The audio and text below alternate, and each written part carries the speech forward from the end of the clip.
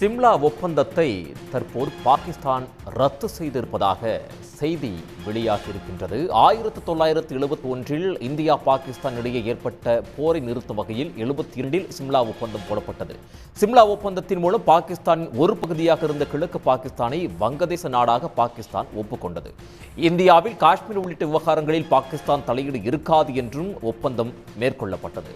எல்லை கட்டுப்பாட்டு கோட்டை உறுதியாக கடைபிடிப்பது போன்ற ஷரத்துகளும் அந்த சிம்லா ஒப்பந்தத்தில் இருந்தது. தற்போது அது ரத்து செய்யப்பட்டிருக்கிறது. இரு நாடுகளும் எல்லைகளை அமைதியான முறையில் பேச்சுவார்த்தை நடத்தி தீர்வு காண வேண்டும் என்று சிம்லா ஒப்பந்தம் வலியுறுத்துகிறது.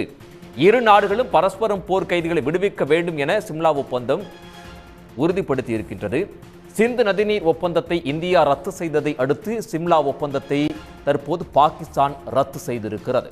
பாகிஸ்தானில் 80% விவசாயிகளுக்கு பலனளிக்கும் சிந்து நதிநீரை இந்தியா நிறுத்தியதால் தற்போது பாகிஸ்தான் இந்த நடவடிக்கை எடுத்துள்ளது. 1971 இந்தியா பாகிஸ்தான் இடையே ஏற்பட்ட போரை நிறுத்தும் வகையில் இந்த சிம்லா ஒப்பந்தம் என்பது போடப்பட்டது. அந்த ஒப்பந்தத்தை தற்போது பாகிஸ்தான் ரத்து செய்திருக்கிறது. இந்தியாவில் காஷ்மீர் உள்ளிட்ட விவகாரங்களில் பாகிஸ்தான் தலையீடு இருக்காது என்றும் ஒப்பந்தம் மேற்கொள்ளப்பட்டது.